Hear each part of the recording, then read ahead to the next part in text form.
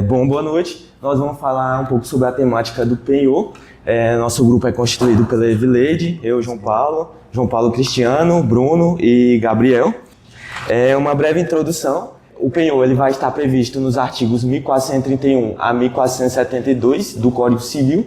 Se trata de uma garantia real, por se tratar de um bem, né? Então, de um bem móvel, no caso, por se tratar de um bem móvel, ele vai se tratar de uma garantia real, onde ele vai ser transferido para o credor com o objetivo, né, de satisfazer uma obrigação ou alguma dívida. Tem a finalidade de assegurar o cumprimento de uma obrigação, onde basicamente o penhor vai servir mais como uma forma de dar segurança, né, ao credor, que no caso de o devedor ele não satisfazer aquela dívida que ele tem com o credor então ele poderá vender aquele imóvel. Flávio Tartucci ele vai trazer um conceito interessante sobre o penhor, onde o penhor ele vai ser constituído sobre bens móveis, em regra, ocorrendo a transferência efetiva da posse do bem do devedor ao credor. E aqui para ele, Flávio Tartucci, ele basicamente vai falar que o penhor ele é constituído quando realmente há a transferência de um bem móvel para o credor, onde então vai estar constituído o penhor. Há uma série de requisitos para que se possa estabelecer o penhor. O primeiro dele é a existência de uma obrigação principal. O penhor ele não existe por si só, ele deve ser compactuado entre as partes para que possa ter, no caso, o penhor. E também deve haver uma obrigação de satisfazer uma dívida ou uma satisfação mesmo de uma obrigação. O segundo é que se relaciona à coisa empenhada, que deve ser móvel e suscetível de alienação. Então, como eu falei, né, o bem que vai se tratar do penhor deve ser um bem móvel, pode ser um relógio, pode ser carro, pode ser animais, mas tem que ser móvel. E suscetível de alienação. Em caso de não satisfação da obrigação, né, pelo devedor, o credor, então, ele poderá vender aquele bem e deve vender em caso de não cumprimento da obrigação pelo devedor. O terceiro se trata da entrega do bem ao credor, como tradição, né? Então, o credor ele terá a posse ali do bem que foi instituído pelo penhor. O quarto ponto é que se trata de uma convenção entre as partes, acordo de vontades mutuamente entre as partes. Então as partes elas devem concordar mutuamente entre o objeto que vai ser penhorado ali, ou até mesmo o bem mesmo que vai ser objeto do penhor. As partes devem ser capazes, onde elas devem saber plenamente o que elas estão fazendo ali. E por fim, o registro.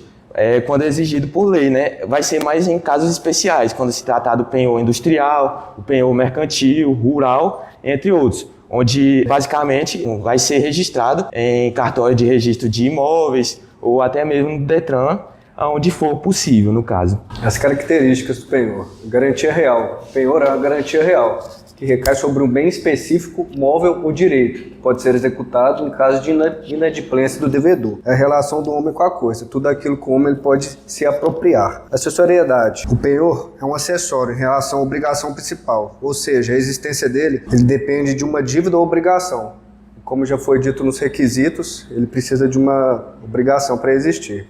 Indivisibilidade. O penhor é indivisível. Ele significa que abrange o bem ou o direito, não apenas uma parte dele. O direito de preferência. Ele tem direito de preferência sobre os outros credores, na execução de um bem ou direito do penhor. A natureza jurídica é um direito real de garantia, que se constitui mediante contrato ou testamento, e que atribui ao credor o direito de se pagar a preferência sobre o bem ou direito dado em alguma garantia. A gente tem dois tipos de penhor, o simples e o especial. O penhor simples cria um vínculo entre o credor e o bem dado, e é convencionado pelas partes. O especial tem normas específicas no Código Civil, devido à natureza do bem empenhado ou atividade econômica que ele se vincula.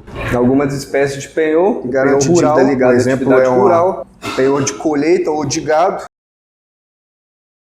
penhor industrial e mercantil, que um exemplo disso seria uma mercadoria de estoque, que garante obrigação relacionada a alguma atividade empresarial, ou a máquina de equipamento usado na produção industrial com uma garantia de alguma dívida. E o título de crédito, como uma nota promissória, garantia de algum tipo de pagamento, veículo, um caminhão, uma espécie de garantia no financiamento do veículo, próprio veículo, e o penhor legal. O hoteleiro retém a bagagem por falta de algum tipo de pagamento. Então, essas modalidades especiais do penhor, que já foram introduzidas pelo colega, né?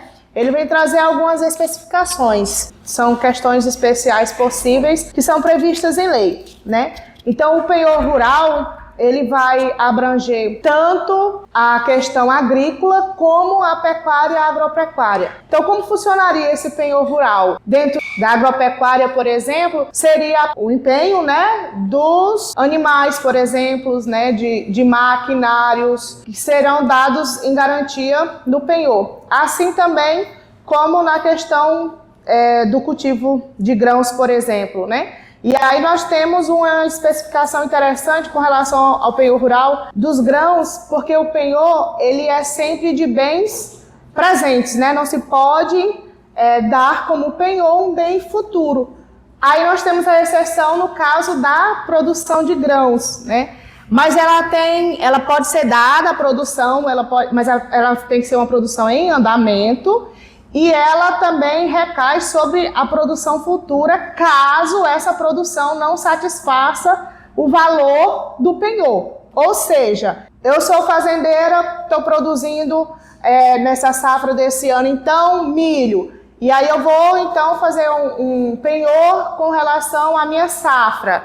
Minha safra foi abaixo do esperado, eu não tive como satisfazer esse penhor. Então, a minha safra do ano seguinte está subordinada à quitação do penhor, né? E aí nós temos então o penhor industrial e mercantil. Pelo nome já dá para ver que a gente está falando de indústria, né? A gente está falando de transporte, penhor industrial e mercante. Nós estamos falando de bens relacionados ao comércio, né? Os artigos 1447 a 1450 vêm disciplinar esse tipo de penhor. Aí temos também o penhor de direitos e de títulos de crédito. Esse penhor ele vai cair sobre créditos possíveis de alienação. Também não é qualquer crédito e nem qualquer direito que pode ser penhorado. E tem também a questão do penhor dos veículos, que é considerado qualquer meio de transporte. E tem o penhor legal, que é relacionado, como o João Paulo já disse, um exemplo que é muito comum, se você dá um Google buscar a doutrina, um dos principais que vai aparecer é a questão do inquilinato, né? Então, eu sou proprietária do imóvel e João Paulo é meu inquilino.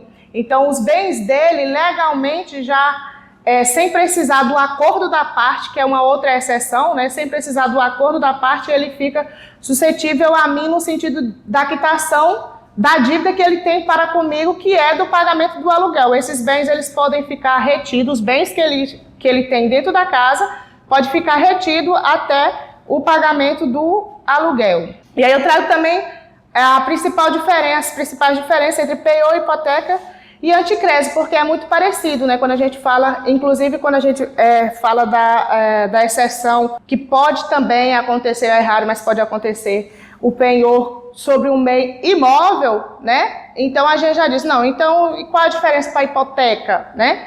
Eu trouxe aqui mais ou menos que seria de mais importância para a gente frisar sobre isso. Então, o objeto, com relação ao objeto, o penhor, ele é sobre bens móveis e direitos, com a rara exceção. A hipoteca, ela recai sobre os imóveis, navios e aeronaves. Eu achei isso interessante porque é uma informação nova. Navios e aeronaves também entram como hipoteca. Não seria penhor, mas ele entra na categoria da hipoteca junto com os bens imóveis.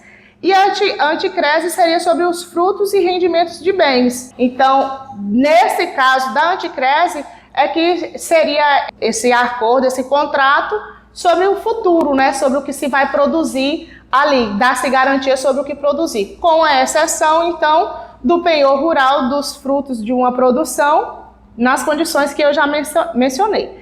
E a posse, né? Como é que fica a questão da posse? No penhor, o credor fica com a posse do bem, né? Na hipoteca, o devedor mantém a posse do bem. E na anticrese, o credor recebe os frutos ou rendimentos. E a questão do registro é que a hipoteca, ela precisa sempre estar registrado, né? Para acontecer a hipoteca, é necessário do registro no cartório de registro de imóveis. Já o penhor e a anticrese nem sempre exige esse registro, né? Mas quando se exige, no caso, por exemplo, dos automóveis, vai ser no Detran, né? O penhor de um automóvel vai ser no Detran. Os demais geralmente será também no cartório de registro. Por exemplo, no caso das notas, né, de créditos ali, você vai num tabelonato de notas para registrar então o penhor. Mas como eu disse, nem sempre é exigido isso, como é o caso do penhor legal. Boa noite. E que a partir das contribuições que meus colegas trouxeram, nós chegamos aqui nos direitos do credor e do devedor pignoratício. De início, o nome pignoratício, porque para quem não está habituado a esse linguajar do Código Civil, no tópico que disciplina a partir do penhor, o pignoratício, a doutrina majoritária entende que vem de que penhor em latim é pinho. Então foi meio que uma analogia a esse termo que o penhor ganha no latim, ficou credor pignoratício. E com relação aos direitos que ele tem, eu trouxe aqui um apanhado do artigo 1433, que disciplina nos seus incisos os principais direitos que o credor pignoratício tem. O primeiro direito que ele tem é a posse da coisa empenhada, que eu acho muito importante destacar aqui, porque no artigo 1431, que é o artigo que inaugura o tópico do penhor no Código Civil, lá fala que o penhor ele se constitui no momento da transferência efetiva da posse. E aqui nós temos que, como o credor fica com essa posse, o Leite também já explicou essa questão do penhor, mas um adendo que eu acho que também é interessante falar, que a regra é que a posse fique com o credor, mas existem certos casos de penhor, como exemplo dos penhores que são rural e industrial, que a posse ela permanece com o devedor, que deve guardá-la e conservá-la. Aqui a regra é que a posse fique com o credor pignoratício, mas há exceções com relação a essa posse dessa coisa empenhada. Outro direito que o credor pignoratício tem é o de reter o bem até que o pagamento seja efetuado. E o inciso que disciplina sobre isso também traz a possibilidade de indenização com relação aos custos que ele teve para fazer a guarda dessa coisa empenhada. Outro direito que o credor pignoratício tem também, a preferência no recebimento com a venda do bem. Pois ele tem esse direito de preferência, então, em caso de mais de um devedor, ele sempre vai ser o primeiro a receber, porque ele tem essa preferência no pagamento. Pode apropriar-se dos frutos do bem empenhado, o que é muito importante, porque em caso de se apropriar dos frutos desse bem empenhado, quando eu for tratar dos deveres, eu vou abordar esse ponto dos frutos que foram empenhados, que ele vai precisar abater lá na frente. Pode realizar também a execução judicial, desde que autorizado previamente judicialmente, ou a venda amigável, se houver autorização. Aqui também, nesses incisos, eu não trouxe, mas é importante citar que lá no inciso está disciplinado que também pode ser realizada a venda antecipada, se houver fundado um risco de que essa coisa empenhada ela se perca ou se deteriore. Mas nesse caso de uma venda antecipada, o devedor ele tem o direito de tentar impedir esse credor pignoratício de não vender, substituindo a coisa ou dando outra garantia real idônea. Com relação aqui aos direitos que o devedor pignoratício tem, é manter a propriedade e a posse indireta, tem o direito de reaver o bem após quitar a dívida, pode receber o excedente da venda, tem direito à indenização por deterioração do bem por culpa do credor. E aqui nós trazemos também os deveres do credor e do devedor pignoratício, que está disciplinado lá no artigo 1435 do Código Civil, onde fala que os deveres, de maneira bem resumida do credor, é guardar e conservar o bem como depositário fiel, restituir o bem com frutos e acessões após o pagamento, ressarcir prejuízos por perca ou deterioração culposa, ou seja, se a coisa, quando estava sobre a sua posse, se deteriorou ou ele perdeu, ele precisa ressarcir o proprietário desse bem, entregar o saldo excedente ao devedor após a venda, ou seja, se ele está com essa coisa empenhada, ele vende, e o valor dessa coisa empenhada é maior do que a dívida que ele tinha, ele vai ressarcir esse devedor pignoratício, e comunicar riscos e defender a posse. Ele precisa comunicar o proprietário de que essa posse está sofrendo algum tipo, por exemplo, de esbulho, alguma perturbação, ele precisa informar. Com relação aos deveres que o devedor pignoratício tem,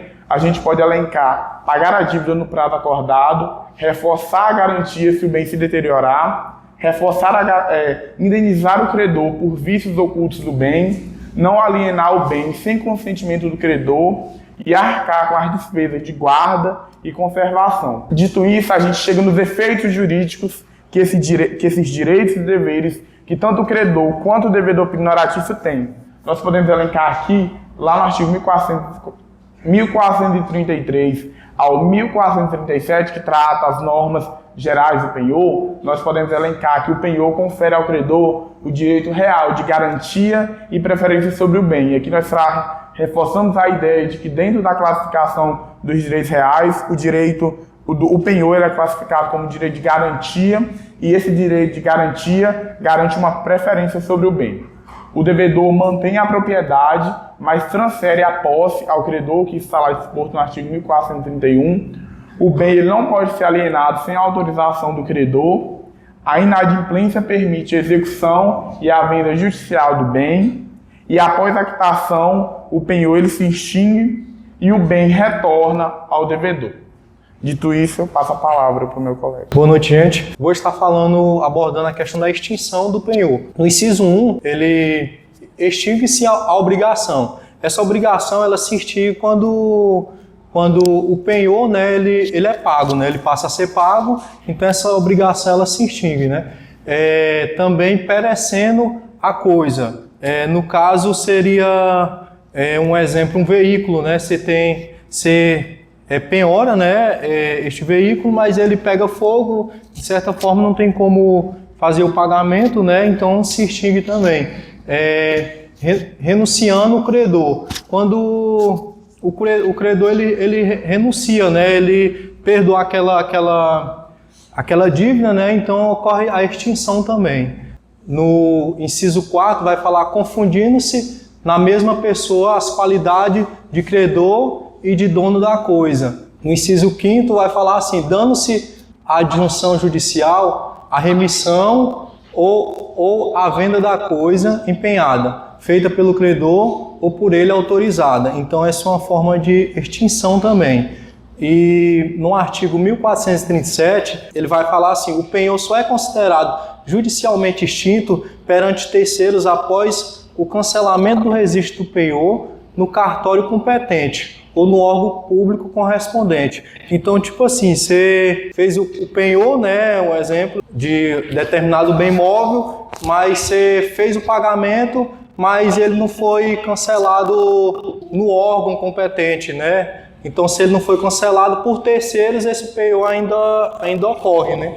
Então, ele tem que ter esse cancelamento. Esse é um caso prático para a gente estar entendendo melhor, né, com relação ao penhor. Ele vai dizer assim, Cláudia é uma cidadã comum, né, professora, e precisa de 4.000 para custear uma cirurgia odontológica.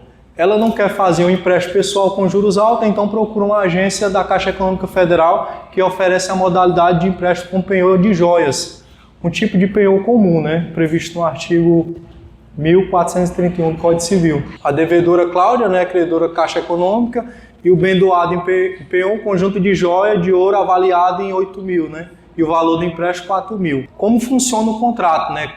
Cláudia entrega fisicamente a joia à Caixa, o banco guarda o bem sob custódia e segurança, o contrato é feito por escrito, regido internamente, prova do penhor, né? A joia serve como garantia real da dívida. Se Cláudia não pagar, o banco pode vender a joia para recuperar o valor. Se Cláudia pagar a dívida no prazo, né, o banco devolve a joia mediante o contrato do penhor extinto. A relação termina de forma positiva para ambas as partes. Se Cláudia não pagar a dívida, o banco pode vender a joia em leilão público após o vencimento do prazo. O valor obtido é usado para pagar a dívida e os custos. Se sobrar dinheiro, o excedente é devolvido à Cláudia após a venda do penhor se extingue. E para concluir, né, gente, fazendo aí um apanhado de tudo que os colegas citou, o penhor é basicamente um bem móvel, né, que será penhorado, e nada mais é do que a garantia, né, a garantia daquela obrigação, né? Para que ela venha, algo que venha estar se resguardando o credor, né? Então, de forma mais simples dizendo, né, seria isso. Aí eu coloquei um textozinho que dá para explicar melhor, né?